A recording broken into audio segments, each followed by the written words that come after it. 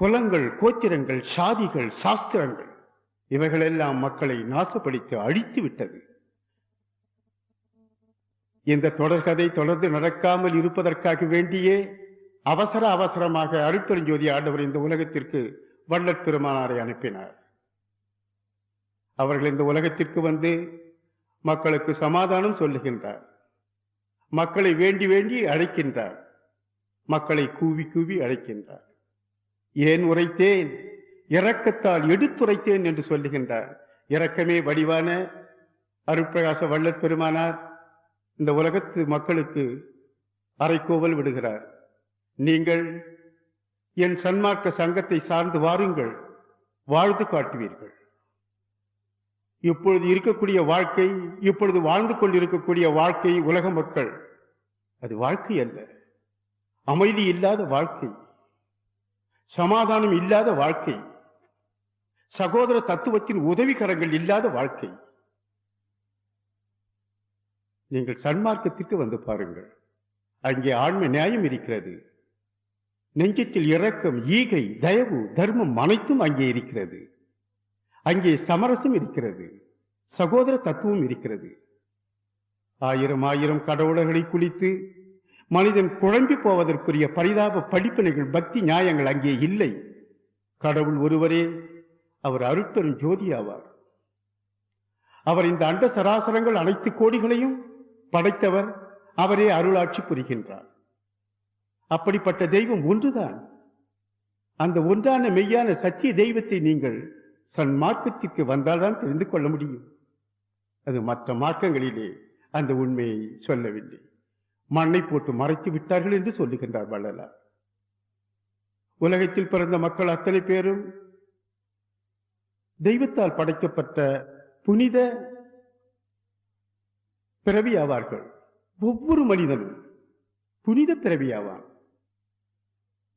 தெய்வத்தின் எண்ணங்கள் என்னவோ, செயல்கள் என்னவோ, அந்த அற்புதங்களை எல்லாம் இந்த மனிதன் செய்து காட்டி விடுவான்.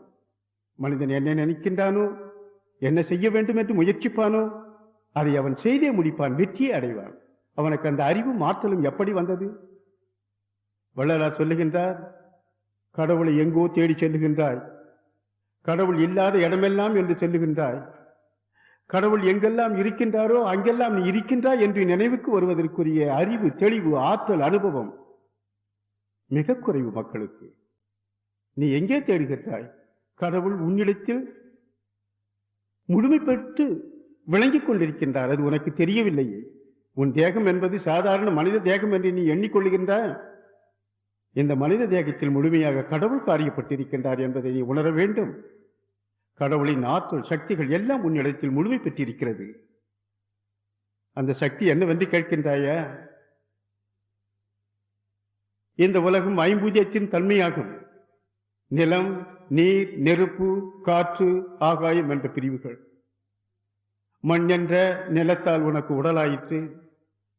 நீர் என்ற வகையால் உனக்கு இரத்த நாளம், மூளை, சுக்கிலம் போன்ற அதிகாரங்கள் கிடைத்தது. நெருப்பு என்ற அதிகாரத்தால் உன் உடல் சூடாக இருக்கிறது, அந்த தன்மை கிடைக்க பெற்றிருக்கிறது. காற்று என்ற அதிகாரத்தால் நீ பிராண வாயுவை இழுத்து உயிர் வாழ்ந்து கொண்டிருக்கின்றாய். ஆகாயம் என்ற பெயரால் உன் விருப்பம் போல் பேசி மகிழ்ந்து சுதந்திரமாக வாழ்ந்து கொண்டிருக்கின்றாய். இது ஐம்பூத அதிகாரம். ஆனால் அதற்கு மேலே உள்ள அதிகாரம் என்ன தெரியுமா? இந்த உடல் இந்த ஐம்பூதத்தால் கிடைக்கப் பெற்றது. ஆனால் அதை நடத்துவதற்கு உயிர் இறைவனாகவே நுழைந்து கொள்ளுகிறான். அதுதான் வள்ளலார் சுட்டி காட்டுகின்றார்.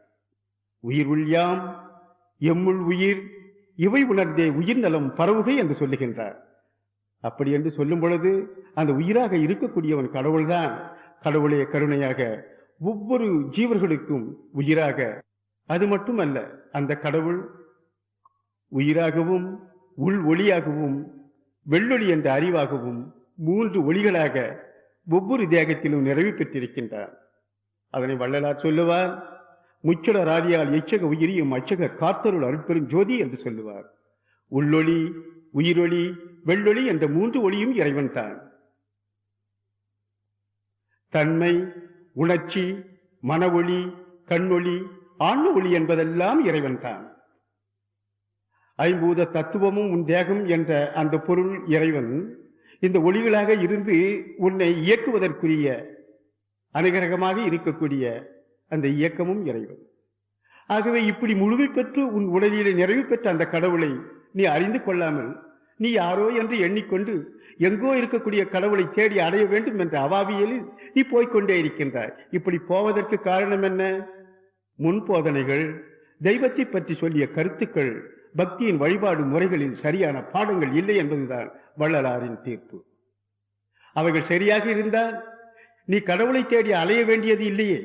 உன்னிடத்திலேயே இருக்கக்கூடிய கடவுளை கண்டுபிடித்து உன் வசப்படுத்தி அந்த இறைவனாக நீ வெளிப்படுவதற்குரிய ஒளியான ஜோதியாய் விளங்குவதற்கு முயற்சிப்பாயே. அந்த முயற்சியின் பாட படிப்பினைத்தான் சன்மார்க்கம். வாருங்கள், அந்த படிப்பினை நான் தருகிறேன் என்று சொல்லுகின்றார் வள்ளலார்.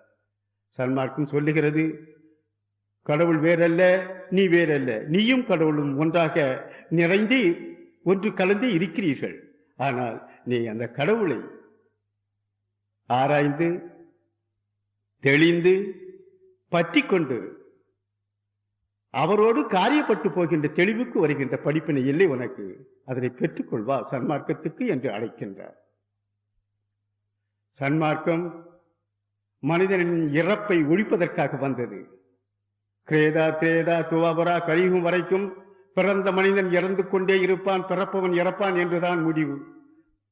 எல்லோரும் அதைதான் சொன்னார்கள். எல்லா வேதங்களும் ஆகமும் மறைகளும் அதைதான் சொன்னது.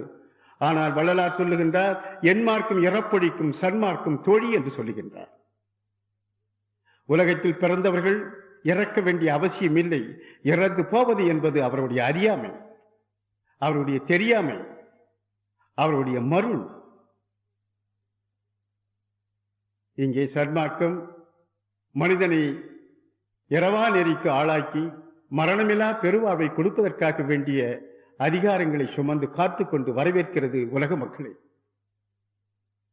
அப்படி வரவேற்கும் அந்த சன்மார்க்கம் இந்த உலக மக்களுக்கு சொல்லுகிறது, நீங்கள் எல்லோரும் கடவுளின் பிள்ளைகள், உங்களிடத்திலே பேதங்கள் இருக்கக்கூடாது, சமரசமே உங்களுடைய தலையாய கருத்தாக இருக்க வேண்டும்.